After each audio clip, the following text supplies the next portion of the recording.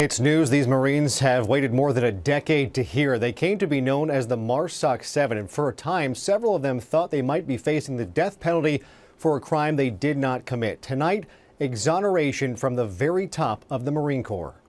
After 11 long years, finally, exoneration for the MARSOC 7, a group of Marines who were ambushed by the Taliban in Afghanistan in 2007, but then falsely accused of killing innocent women and children. The seven of us, it means a lot. Former Marine Major Fred Galvin was the commanding officer that day. We spoke with him tonight via Skype. When you're accused of something this heinous and awful, and every country, every religion despises the killing of women and innocent women and children, it's awful.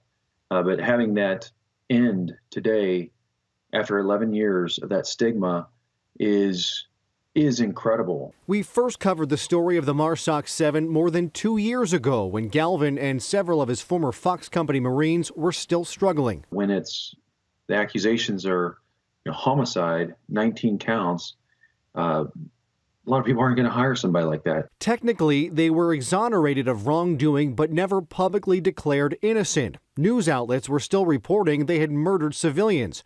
Finally, this year, their requests were answered with a letter with very important words from the Commandant of the Marine Corps. That we acted with sound military judgment.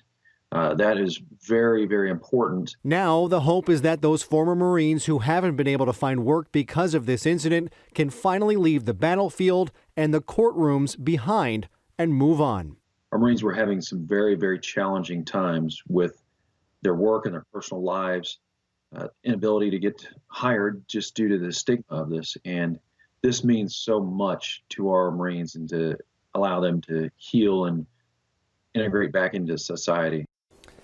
Now, Galvin is hoping for one more thing. Last year, a new insignia was awarded to members of MARSOC, the Marine Corps' Special Operations Command that the MARSOC 7 would have been eligible for but did not receive.